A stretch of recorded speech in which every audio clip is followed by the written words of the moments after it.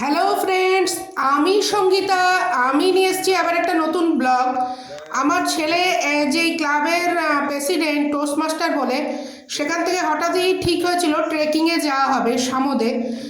সামোদ এখানকার মানে বিশ্ববিখ্যাত বলা যায় না, একটু হয়তো বাড়াবাড়ি হবে, কিন্তু মোটামুটি ভালোই নাম আছে। পাহাড়ের পরে হনুমানজির মন্দির, সেই মন্দিরে সবাই যায়। এখান থেকে আমাদের এই মেজবাড়ি থেকে প্রায় সবাই গেছে, কিন্তু আমি পাপিষ্ঠ বলে হয়তো আমার যাওয়া হয়নি। এই যে ওদের গ্রুপটা, এই পুরো গ্রুপটা ট্রেকিংয়ে যাবে বলে ঠিক হলো। এই বেরিয়ে পড়েছে ওরা আস্তে আস্তে, এই রাস্তা দিয়ে চলেছে। এই দেখতে মনে হচ্ছে যে সমতল, কিন্তু এই সমতল নয়, এটা পাহাড়ের উপরে অনেকটা যাওয়ার পরে এরকম রাস্তা আছে। আর তারপরে মানে পাহাড়ের মতন এবড়ো খেবড়ো রাস্তা, সেখান দিয়ে যেতে হয়, বেশ কষ্টদায়ক। কিন্তু ওরা সকালবেলায় যেহেতু মানে কলেজে গেছিলো, ওদের কিছু প্রোগ্রাম ছিল, তাই জন্য একদম ব্রেকফাস্ট থেকে খাওয়া দাওয়া শুরু করে দিয়েছিল। ওই পোহা দিয়েছিল কলেজ কর্তৃপক্ষ, তারপর ডাল, তারপরে চাল, তারপর 2 রকম সবজি, এসব দিয়েছিল, পনিরের তরকারি আর কি।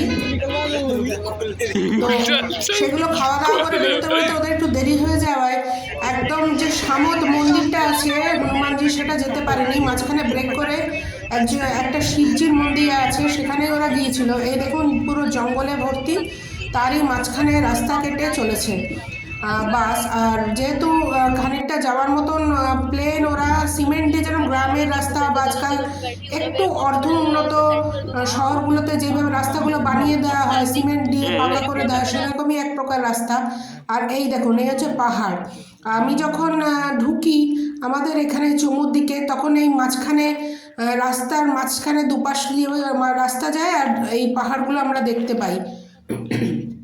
আমার মাঝে মাঝে ইচ্ছা ছিল যে যদি সেই ক্ষমতা বা ইয়ং থাকতাম, তাহলে অবশ্যই একবার যেতাম, এরকম পাহাড়ের উপরে ওঠার চেষ্টা করতাম।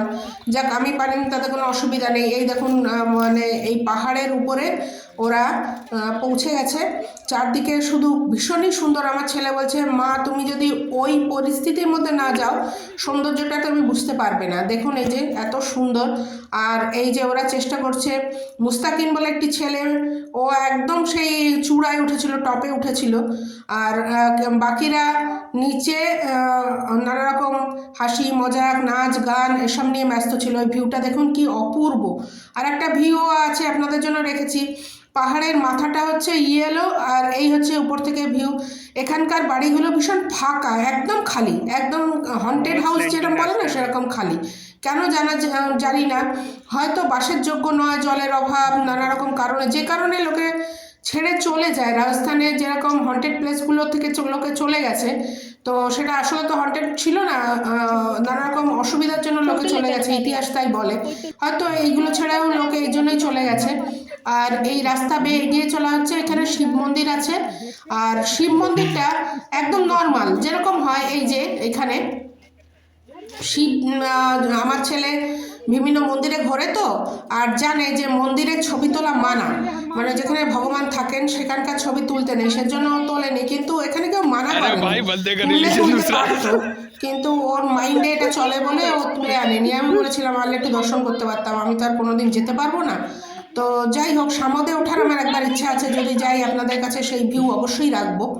আর এই চারিধারের সমস্ত বাড়িগুলো খালি, আর ওরা মজা করে গান করছিল, ভুতুড়ে গান, তো সেটাও আমার বেশ মজা লাগছিল। আর এই যে ম্যাম যাচ্ছেন ব্লু কালারে, ইনি কিন্তু ইংলিশ ডিপার্টমেন্টের টিচার, এবং একটি গুরুত্বপূর্ণ পদে রয়েছেন, অথচ দেখুন স্টুডেন্টের হাত ধরে কীরকম গুটি গুটি পায়ে উনি এগিয়ে চলেছেন। এটা এখনকার দিনের এই রিলেশনটা খুব কম পাওয়া যায়, এখন তো ভীষণই সব কিছু কৃত্রিম। ওনার এই যে অ্যাটাচমেন্ট স্টুডেন্টের সঙ্গে আমার ভীষণ ভালো লাগে, আমাদের দিনকার কথা মনে পড়িয়ে দেয়। আর এই সবাই চলেছে ওরা আস্তে আস্তে। শীতকাল বলে মোটামুটি সবার গায়ে জ্যাকেট ছিল, তারপর এই পাহাড়ে উঠতে উঠতে এত গরম লেগে যায়। এই দেখুন ছেলেটি জ্যাকেটটি পিঠে নিয়ে নিয়েছে, আর পেরে উঠছে না, ওটা গরমের জন্য হয়েছে। আর আমার ছেলে তো ফোঁস ফোঁস করতে করতে চলেছে। আমি যে বাবা তোর এত বড় বড় নিঃশ্বাস পড়ছে। এই দেখুন একটা বাড়ি দেখালাম যে সাইডে পুরো খালি, দরজা জানলা নেই, কোনো কিছু নেই, পুরো বাড়ি আছে কিন্তু ভেতরে লোকও নেই, খালি, সব ম্যাক্সিমাম বাড়িই খালি। এই এগিয়ে যাচ্ছে ওরা, আপনাদের জন্য রাখলাম এই সিন সিনারিগুলো।